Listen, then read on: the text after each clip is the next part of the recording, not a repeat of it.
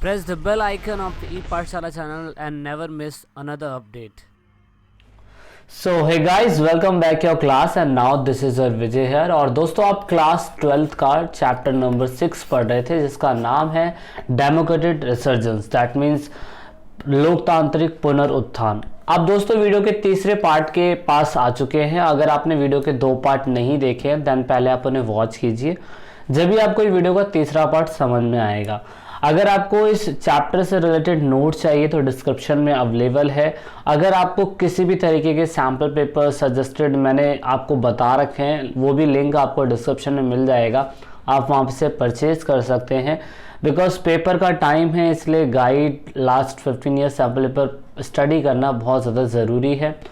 और दोस्तों, अब हम जानने की ये कोशिश करेंगे इस पार्ट के अंदर कि हमने देखा था कि कहीं ना कहीं जो इंदिरा गांधी थी वो 1971 के इलेक्शन के टाइम पीरियड में काफ़ी अच्छी मेजॉरिटी से आई थी, लेकिन कहीं ना कहीं 73 के बाद ही ये देखने की कोशिश करी गई थी कि इंदिरा गांधी जी बहुत तरीके की चुनौतियों का सामना कर रही थी। जैसे उसने बिहार मूवमेंट झेला, साथ में उसने ये भी झेलने की कोशिश करी कि रेलवे हड़ताल पे चली गई, गुजरात मूवमेंट हुआ, बहुत सारी पार्टियां जो थी उनके खिलाफ उनको एक आड़े हाथ लेने की कोशिश कर रही थी।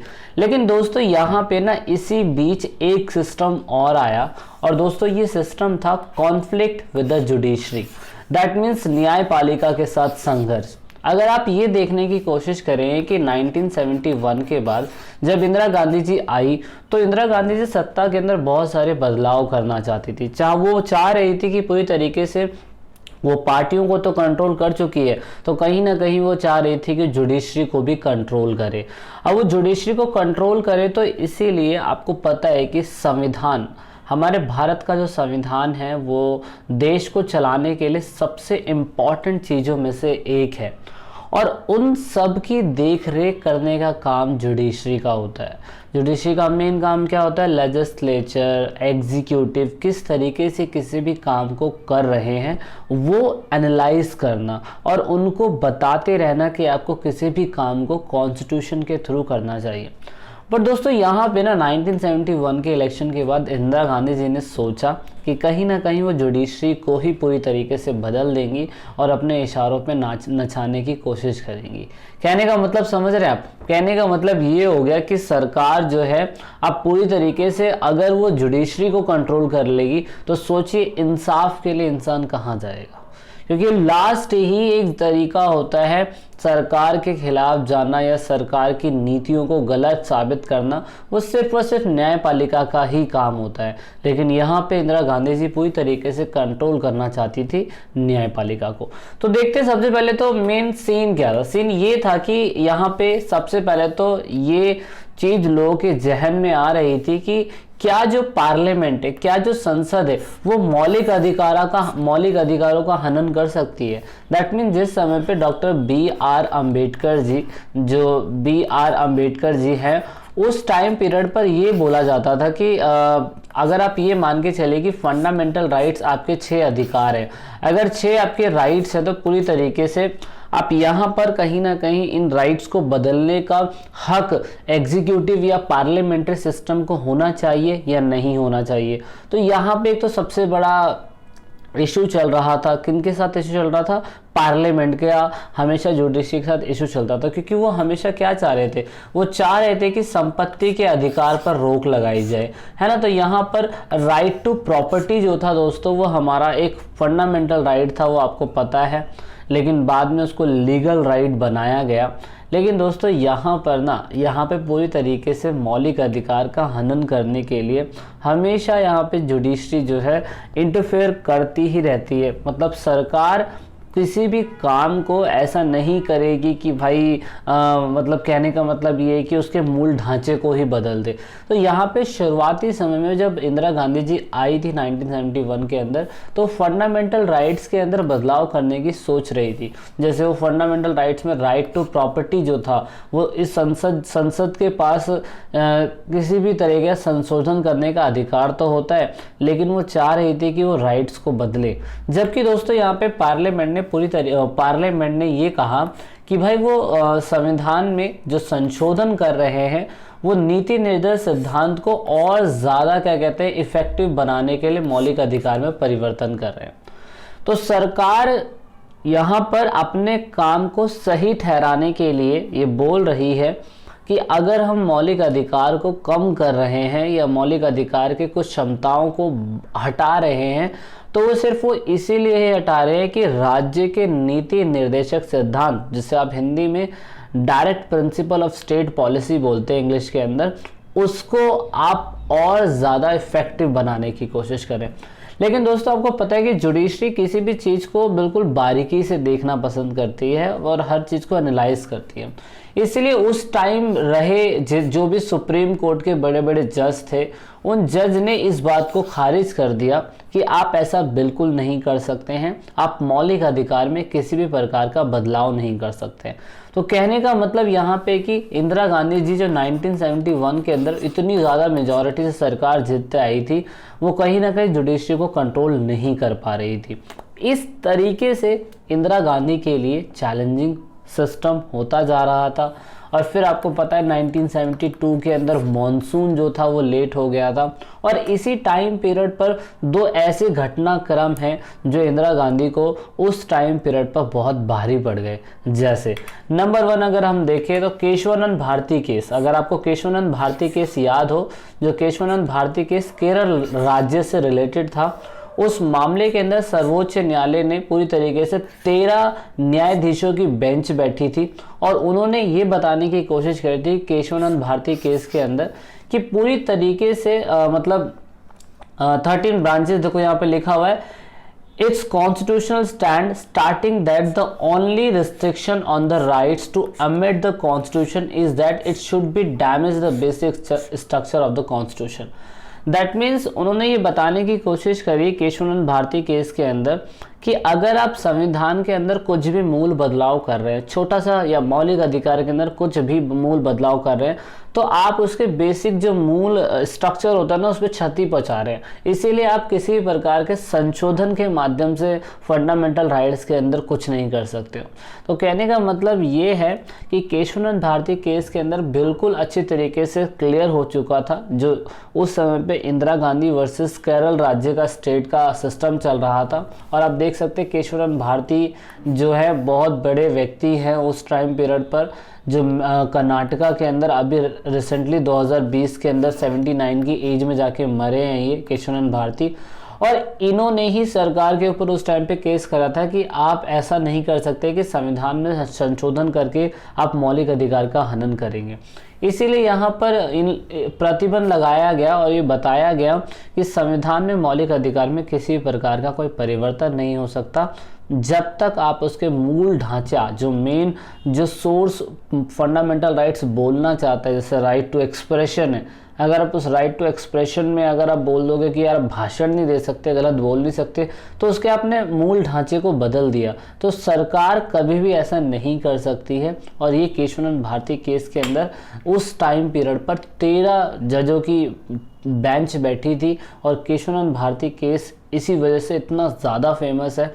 और इस केशवानंद भारती केस के अंदर पूरी तरीके से साबित हो गया था कि संशोधन के थ्रू फंडामेंटल राइट्स के अंदर कोई बदलाव नहीं हो सकता, क्योंकि अगर उसके मूल ढांचे पे कहीं ना कहीं इफेक्ट पड़ रहा है। तो एक तो ये इंदिरा गांधी की लाइफ में सबसे इम्पॉर्टेंट टर्निंग पॉइंट आया, और दूसरा टर्निंग पॉइंट ये आया इंदिरा गांधी के टाइम पीरियड पर कि उन्होंने ना उस टाइम पीरियड पे 3 वरिष्ठ न्यायाधीशों को हटाकर A.N. रे की नियुक्ति करवाई, जो पूरी तरीके से भारत में 3 वरिष्ठ नागरिक जो थे उस समय पे सरकार के खिलाफ फैसला दे रहे थे। अगर आपको याद हो, अभी जितनी भी बात चल रही है कि राइट टू प्रॉपर्टी की, उसके बाद क्या संशोधन कर सकता है पार्लियामेंट, उसके पास अधिकार है या नहीं है, उस टाइम पीरियड पर सर्वोच्च न्यायालय कहीं ना कहीं इंदिरा गांधी के खिलाफ ही फैसले सुना रहा था। तो उस टाइम पीरियड पे होता है क्या, देखो जैसे आपको पता है कि हमारे भारत देश के राष्ट्रपति का इलेक्शन जो होता है हर 5 साल के लिए फिक्स होता है। ऐसे ही यहाँ पे ना हमारे भारत देश के अंदर जो न्यायाधीश होते हैं, जैसे आप चीफ जस्टिस ऑफ इंडिया बोलते हैं, CJI बोलते हैं आप उन्हें, CJI जो होता है ना दोस्तों, अगर जैसे कि मैंने आपको बोला कि जैसे 1981 के अंदर किसी को अपॉइंट करा गया तो 86 तक ही रहेगा, और 86 के बाद दूसरा बंदा आएगा जो फिर वही अगेन 5 साल तक रहेगा, फिर 1991 के बाद कोई आएगा अगेन फिर वो 5 साल के लिए रहेगा, और ये चीज़ पहले से ही तय होती है। तो कहने का मतलब क्या हुआ था इंदिरा गांधी के टाइम पीरियड पर, कि उस टाइम पीरियड पर मान लीजिए कि कोई एक बंदा इस टाइम पीरियड पे होगा, कोई दूसरा बंदा इस टाइम पीरियड पे होगा, कोई तीसरा बंदा इस टाइम पीरियड पे होगा, कोई चौथा बंदा जो 96 के बाद अपॉइंट होना था, मतलब 2001 लिख देता हूँ मैं एग्जाम्पल के बेस पे, होना इस पहले बंदे को था, फिर इसको था, फिर इसको था, लेकिन इन तीनों में से कोई भी बंदा अपॉइंट नहीं हुआ, डायरेक्टली चौथे बंदे को चीफ जस्टिस ऑफ इंडिया बना दिया गया। तो इस तरीके से यहाँ पे आप देखेंगे कि 3 बड़े बड़े जो समय जज थे उनको सुपरसीड करके AN रे की अपॉइंटमेंट करवाई गई थी, चीफ जस्टिस ऑफ इंडिया बनने में मदद कराई गई थी, किनके द्वारा? इंदिरा गांधी के द्वारा।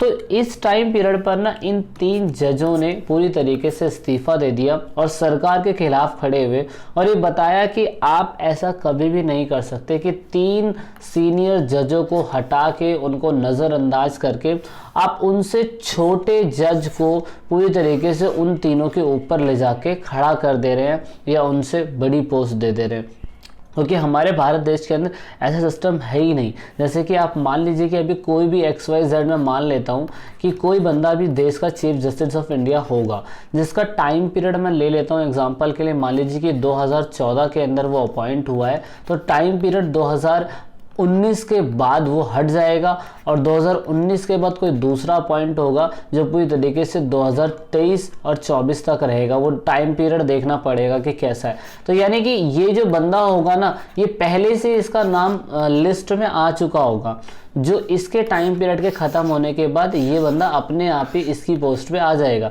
एक सिस्टम होता है हमारे भारत देश के अंदर न्यायाधीशों को चुनने का तरीका। लेकिन दोस्तों यहाँ पे 1973 के टाइम पीरियड में ये सिस्टम बहुत गलत हुआ, और यहाँ पे इन 3 सीनियर जजों को हटाकर AN रे की अपॉइंटमेंट कराई गई। आप देख सकते हैं अप्रैल के अंदर इनकी अपॉइंटमेंट कराई गई थी 1973 के अंदर, जो 77 तक रहे थे। VV गिरी जी उस समय पे राष्ट्रपति थे, और यहाँ पर चीफ जस्टिस ऑफ इंडिया 14वें जो थे वो इस टाइम पीरियड पे ये बनाए गए थे, AN रे। तो दोस्तों यहाँ पे ना 2 केस इंदिरा गांधी, एक तो सबसे नंबर 1 वो पार्लियामेंट पे कंट्रोल चाहती है, संशोधन करना चाहती है, तो जो भी बदलाव करना चाहती थी उस समय पे जो जज थे वो कहीं ना कहीं सरकार के खिलाफ फैसला दे रहे थे। इसलिए इस महिला ने, यानी कि हमारे देश के इंदिरा गांधी जी ने उस टाइम पीरियड पर ऐसा खेल खेला कि उन 3 जजों को हटा के इस चौथे जज को अपॉइंट करा गया, AN रे को, जो सही मायने में बहुत ही ज़्यादा विवादास्पद था। कहने का मतलब ये है कि उस टाइम पीरियड पर ये जो कंट्रोवर्सी चल रही थी पूरे भारत के अंदर, वो बहुत ही ज़्यादा मतलब ख़राब थी, और सरकार के खिलाफ यहाँ पे बहुत सारी गवर्नमेंट ने स्टैंड लिया। इवन इस टाइम पीरियड के अंदर अगर आप देखेंगे JP जी ने खुद जितने भी मिनिस्टर्स थे, जितने भी MP थे, उनको पर्सनली लेटर लिखा और ये बताया कि कानून के साथ छेड़छाड़ अगर गवर्नमेंट करने लग जाएगी तो आम जनता किस पे भरोसा करेगी। लेकिन अंधभक्त जो उस टाइम पे कांग्रेस के अंधभक्त थे, यानी कि इंदिरा गांधी के बहुत ही ट्रूली मैं बोल सकता हूँ उसमें फॉलो करने वाले लोगों में से थे, तो उन लोगों को क्या लगता था, जो प्रधानमंत्री के बिल्कुल करीब थे, उन लोगों को ये लगता था कि न्यायपालिका तो ऐसी होनी चाहिए जो हमेशा सरकार के प्रति नौकरशाही या प्रतिबद्ध रहे। मतलब ऐसा कभी होना चाहिए क्या? ऐसा बिल्कुल भी नहीं होना चाहिए। हमेशा जस्टिस होता है वो हमेशा सही के लिए सही और गलत के लिए गलत होना चाहिए। चाहे सरकार गलत काम कर रही हो तो जुडिशरी उसका साथ नहीं दे सकती है। लेकिन उस टाइम पीरियड पर ये जो कमिटेड जुडिशरी थी ना, उसकी डेफिनेशन बदल चुकी थी। कमिटेड जुडिशरी और कमिटेड ब्यूरोक्रेसी का मतलब यही हो गया कि वो ऑफिशियल गवर्नमेंट ऑफिशियल के प्रति लॉयल रहे उस समय पे जो गवर्नमेंट पार्टियां चल रही है या रूलिंग पार्टियां चल रही है। उस समय पे कमिटेड जुडिशरी और कमिटेड ब्यूरोक्रेसी का मतलब ही बदल गया था। तो इस तरीके से घटनाक्रम बदला और दोस्तों यहाँ पर A.N. रे की अपॉइंटमेंट हुई 1973 के अंदर। और फिर आपको पता है कि 1974 के अंदर कैसे दो आंदोलन हुए, जिसमें से गुजरात आंदोलन और उसके बाद बिहार आंदोलन, और उसके बाद 1974 के अंदर ही उस टाइम पीरियड पर ये सारे आंदोलन चलने लग गए थे। लेकिन दोस्तों कहाँ पे आपको पता है सुप्रीम कोर्ट के अंदर तो A.N. रे इनके द्वारा अपॉइंट हो गए, लेकिन सभी हाई कोर्टों में तो इनकी नहीं चल रही है ना। तो यहाँ पे उनके लिए एक और दिक्कत खड़ी हुई इंदिरा गांधी जी के लिए, और यहाँ पे इमरजेंसी डिक्लेयर करने तक की बात आ गई थी। क्योंकि वैसे भी जनवरी के अंदर जैन 74 की अगर बात करी जाए तो गुजरात मूवमेंट उन्होंने फेस करा, जबकि वो जुडिशरी को पूरी तरीके से देख सकते हो कंट्रोल करा उन्होंने, जुडिशरी को अपने इशारों पे नचाया और A.N. रे की अपॉइंटमेंट करी। उसके बाद भी गुजरात के अंदर आप देख सकते हैं ये मूवमेंट चला था, छात्र आंदोलन। और यहाँ पे फिर बिहार के अंदर मार्च के अंदर आप देख सकते हो ये आंदोलन चल रहा था। मार्च 1974 के अंदर रेलवे स्ट्राइक पे चली गई थी मई 1974 के अंदर, है ना। और उसके बाद इंदिरा गांधी की लाइफ में सबसे बड़ी दिक्कत वाली बात आई, वो थी 12 जून 1975 में। वो जून की बात है, इलाहाबाद हाई कोर्ट के जस्टिस ने ये बताया कि जो जगमोहन लाल सिन्हा थे दोस्तों, इन्होंने ऐसा फैसला चुनाया जो आज तक इतिहास में कोई सुप्रीम कोर्ट का या हाई कोर्ट का वकील नहीं कर सकता। यहाँ पे हाई कोर्ट के वकील ने पूरी तरीके से यहाँ पे चुनाव जो इंदिरा गांधी जी ने 1971 के अंदर लड़े थे, जो इतनी मेजॉरिटी से जीत के आई थी इंदिरा गांधी जी के खिलाफ, चीफ जस्टिस जो थे, चीफ जस्टिस कह रहा हूँ मैं, हाई कोर्ट के जो जज थे, उन्होंने इलाहाबाद हाई कोर्ट के जो जज थे उन्होंने इंदिरा गांधी के चुनाव को अवैध घोषित करा। अब अवैध घोषित हुआ कैसे, किया कैसे, उसके बारे में मैं आपको बताता हूँ। राज नारायण ऐसे व्यक्ति थे जो उस समय पे इंदिरा गांधी से चुनाव लड़ रहे थे। राज नारायण देश के हेल्थ मिनिस्टर भी रह चुके हैं, लेकिन इमरजेंसी ख़त्म होने के बाद जब 1977 के अंदर जनता पार्टी की सरकार आई थी और मोरारजी देसाई देश के प्रधानमंत्री थे, उस टाइम पीरियड पे 1971 में इलेक्शन लड़ा गया था और राज नारायण जो थे उस टाइम पे इंदिरा गांधी के खिलाफ इलेक्शन लड़ रहे थे। अच्छा दोस्तों, आप चाहें तो ना आप स्टेट पता कर सकते हैं, क्योंकि इम्पॉर्टेंट है कि उस टाइम पीरियड पर अगर इलेक्शन लड़ा गया होगा राज नारायण के द्वारा और इंदिरा गांधी के द्वारा, तो कौन से स्टेट से लड़ा जा रहा था इलेक्शन, आप कमेंट कर सकते हैं। आप बता सकते हैं कि भाई क्या कहते हैं जो आपका स्टेट है वो कौन सा था। अब यहाँ पे 1971 के अंदर इलेक्शन तो लड़ा गया, पर राज नारायण जी हार गए। राज नारायण जी जब हार गए तो यहाँ पे उन्होंने इस इलेक्शन को चैलेंज करा और ये कहा कि भाई इंदिरा गांधी जी ने she had use the service of government servant. देखो, आप इलेक्शन के अंदर किसी भी सरकारी व्यक्ति का इस्तेमाल नहीं करेंगे अपनी रैलियों के अंदर अपने साथ घुमाने के लिए, लेकिन यहाँ पर इंदिरा गांधी जी ने सरकारी गाड़ियों का, सरकारी ऑफिसर का, सरकारी लोगों का इस्तेमाल करा, and this is called the mall practice. Mall practice वो वाला माल नहीं है, माल प्रैक्टिस दैट मीन्स आप अगर सरकारी चीज़ों का अपने इलेक्शन के पर्पस में गलत तरीके से इस्तेमाल करेंगे तो यहाँ पे कहीं ना कहीं दोस्तों आप पूरी तरीके से, मैं बोल सकता हूँ, आप जिम्मेदार होंगे और आप इलेक्शन भी नहीं लड़ सकते। और सोचिए 1971 के अंदर इतनी मेजॉरिटी से सरकार जीती, लेकिन उसका फैसला जाके 1975 में आया जो इंदिरा गांधी को हिला के रख दे रहा था। यहाँ पे इंदिरा गांधी की लाइफ के अंदर उनको ऐसा फील हुआ कि उनके पैरों से ज़मीन खिसक गई कि कहाँ वो सुप्रीम कोर्ट के इतने बड़े, मैं कह सकता हूँ कि जज को अपॉइंट कर चुकी है A.N. रे को, और फिर भी उन्हें ऐसी चुनौतियों का सामना करना पड़ रहा है। इंदिरा गांधी जी ने बिल्कुल भी नहीं सोचा था।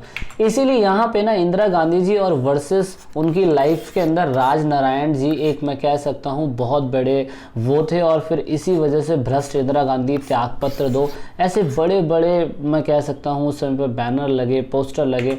अब यहाँ पे इंदिरा गांधी जी ने इंदिरा गांधी जी को उस समय पे ये कहा गया इलाहाबाद हाई कोर्ट के द्वारा कि वो जब तक अब प्रधानमंत्री नहीं रहेंगी, जब तक वो 6 महीने के अंदर संसद के अंदर दोबारा से अपनी मेजॉरिटी ना दिखा पाए या प्रधानमंत्री ना बने।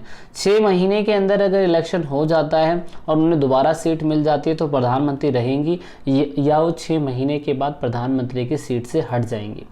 लेकिन दोस्तों यहाँ पे ना एक सिस्टम जानना होगा आपको जानना ये होगा कि हाई कोर्ट के अंदर ये सिस्टम चल रहा है। उस टाइम पीरियड पे देखो, हाई कोर्ट के अंदर अगर कोई भी सिस्टम चल रहा होता है ना, तो हर किसी व्यक्ति के पास पावर होती है कि अगर उसे हाई कोर्ट से इंसाफ नहीं मिल रहा तो वो उस सिस्टम को सुप्रीम कोर्ट लेके जा सकता है।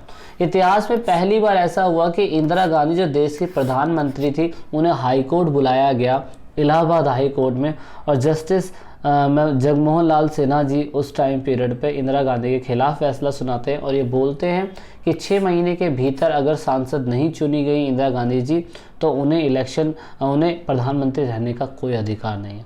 अब प्रधानमंत्री बनने के बावजूद भी उन्हें ये सुनना पड़ रहा है, तो सोचिए क्या फील कर रहे होंगे। आज के टाइम पीरियड में ऐसा कभी नहीं हो सकता नरेंद्र मोदी के खिलाफ कोई ऐसा फैसला ले ले।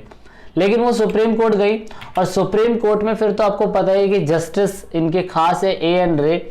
उन्होंने पूरी तरीके से 24 जून 1975, क्योंकि 12 जून को फैसला आया था और 12 दिन के अंदर ही सर्वोच्च न्यायालय ने ये अनुमति दे दी कि वो जब तक आप क्या कहते हैं पोस्ट पे बनी रह सकती है, जब तक कोई दूसरी सरकार अपील नहीं करेगी, और उसके बाद वो संसद के अंदर क्या कहते हैं बैठक नहीं रह सकती। सांसद तो बनी रहेंगी, MP तो बनी रहेंगी, क्योंकि MP तो PM होता है, MP तो बनी रहेंगी, लेकिन बस वो क्या करेंगी, संसदीय जो बैठक होती है ना, जो पार्लियामेंट मीटिंग होती है, वो मीटिंग नहीं करेंगी।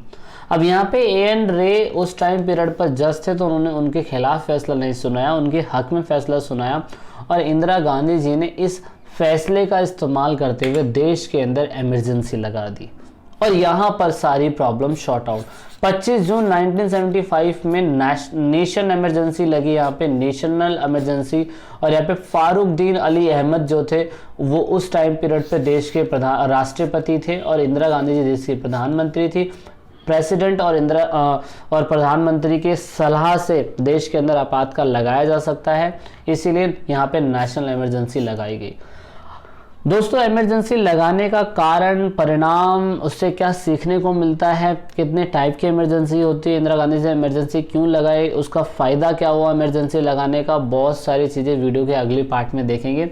वीडियो के लिए दोस्तों अगर आपने चैनल को सब्सक्राइब नहीं करा है तो अभी सब्सक्राइब कर लीजिए, क्योंकि बहुत कुछ जानने को मिलता है आपको इसके अंदर, और हमारा काम, हमें थोड़ा सा मोटिवेशन मिल जाता है। तो चैनल को सब्सक्राइब करना मत भूलिएगा।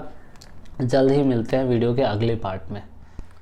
तो लास्ट में दोस्तों, अगर आप वीडियो को देख रहे हैं और ई पाठशाला चैनल के आप सब्सक्राइबर हैं या नए सब्सक्राइबर हैं, तो ईट पाठशाला की टीम से आप सभी को यही रिक्वेस्ट है कि आप इन सभी वीडियो को अपने दोस्तों के साथ शेयर ज़रूर करें और कोशिश करें कि आप दूसरों को शेयर करवाने के लिए बोलें, क्योंकि आप जितना वीडियो को शेयर करेंगे उतना ही हम और लोगों की मदद कर पाएंगे, क्योंकि पढ़ेगा इंडिया जब भी बढ़ेगा इंडिया। तो वीडियो के लास्ट में वीडियो को एंड तक देखने के लिए, चैनल को सपोर्ट करने के लिए बहुत बहुत धन्यवाद। जय हिंद, जय भारत।